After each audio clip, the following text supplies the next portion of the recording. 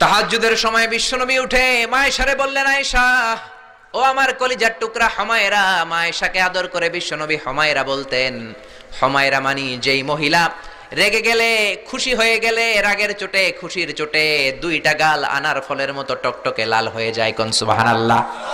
মায়েশা রেগে গেলে গালগুলো লাল হয়ে যেত, গাল দুইটা টকটকে লাল আকার ধারণ করতো। বিশ্বনবী তাকে হুমায়রা বলতেন, হুমায়রা মদিনাতে কেউ জেগে নাই, চলো না আমরা দৌড় দৌড় খেলি। মায়েশা মহা খুশি, কারণ সব বিবিরাই চায় স্বামীরা একটু রোমান্টিক হোক। কোন ঠিক কিনা? সব বিবিরাই চাক স্বামী আমার দিকে স্পেশাল নজর দেখ। সব বিবিরা চায় স্বামী আমাকে নিয়ে পারলে একটু রেস্টুরেন্টে ঘুরতে যাক, স্বামীরা পারলে আমারে একটু বেড়াতে নিয়ে যাক। এরকম আবদার বিবিদের কাছে আছে না নাই?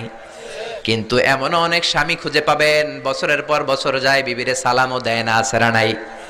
খিটখিটে মেজাজ, মেজাজ দেখায়, ধমক দেয়, আবার যৌতুকের জন্য পিটায়। আছে না নাই? জোরে বলেন, আছে না নাই? শয়তান দিল যৌতুক, কোরআন দিয়েছে মোহর। আমরা এখন মোহর ছেড়ে দিয়ে যৌতুকের পেছনে হাঁটি। জোরে বলেন ঠিক কিনা? যৌতুকের চেয়ে জঘন্য অপরাধ সমাজে নাই। কুকুরের গোশত খাওয়া যত গুনাহ, যৌতুক তার চেয়েও বেশি গুনাহ। ঠিক কিনা? কুকুরের গোশত খেলে একটা গুনাহ হয়, হারাম খাওয়ার গুনাহ হয়, কিন্তু যৌতুক খেলে দুইটা গুনাহ হয়। এক হলো হারাম খাওয়ার গুনাহ, দুই হচ্ছে শ্বশুর বাড়ির উপরে জুলুম করার গুনাহ। জোরে বলেন ঠিক কিনা? মায়েশা বললেন, ইয়া রাসূলুল্লাহ আমি দৌড়াদৌড়িতে রাজি। বিশ্বনবী বললেন, লেটস স্টার্ট দ্য কম্পিটিশন, চলো কম্পিটিশন শুরু করে। ওই যে মদিনার মসজিদের পাশে বড় একটা পিলার দেখা যায়, ওই পিলারের মধ্যে কে যে আগে ধরতে পারে রে আয়েশা, চলো আমরা দৌড় দেই। বিশ্বনবী বললেন, ওয়াহিদ ইসনাইনি তালাতা, 1 2 3 লেটস গো, চলো দেই দৌড়।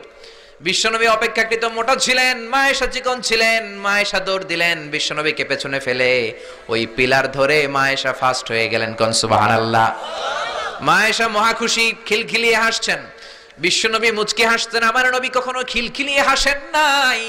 আমার নবী সব সময় মুচকি হাসতেন। মুচকি হাসলে বিশ্বনবীর ঠোঁটও দেখা যেত, হালকা একটু দাঁতও দেখা যেত। পরে আল্লাহু আকবার। সব সময় তিনি তাবাসসুম পছন্দ করতেন। বিশ্বনবী বললেন, ঠিক আছে, আনতিল ফাইজা, তুমি বিজয়ী হয়েছো। তার ঠিক 6 বছরের পরের ঘটনা। এই 6 বছরের ব্যবধানে মায়েশার আগের মতো চিকন নাই, মায়েশারে মোটা বানিয়ে দিয়েছে কে? আবার 6 বছরের পরে বিশ্বনবী তাহাজ্জুদের সময় উঠলেন, মায়েশারে ডেকে বললেন, আয়েশা মদিনার কোন লোক জেগে নাই, সবাই ঘুমিয়ে আছে, চলো আজকে রাতেও দৌড় দৌড় খেলি। মায়েশা বললেন, আমি রাজি, চলেন শুরু করে দেই। বিশ্বনবী আবার ওই জায়গায় যেয়ে দাঁড়ালেন, বললেন, ওই যে মসজিদে নববীর পিলার দেখা যায়, কে কার আগে পিলার ধরতে পারে? রেডি, আমরা শুরু করে দেই। 1 2 3 স্টার্ট, গো। বিশ্বনবীও দৌড়, মায়েশাও দৌড়, জনমের দৌড়, আইজও দৌড়, কাইলও দৌড়। কে কারে হারাতে পারে? বিশ্বনবী আগের মতোই আছেন, কিন্তু মায়েশারে মোটা বানিয়ে দিয়েছে কে? এবার আর বিশ্বনবী চান্স দেন নাই মায়েশারে। বিশ্বনবী ওই দিন আসলে ইচ্ছা করে হারেন নাই, মায়েশারে জিতানোর জন্য দেরিতে গিয়েছেন। কোন ঠিক কিনা? আমার নবী যদি শক্তি দিয়ে দৌড়ায়, নবীর সাথে কেউ দৌড়ে জিততে পারে না। জোরে বলেন ঠিক কিনা?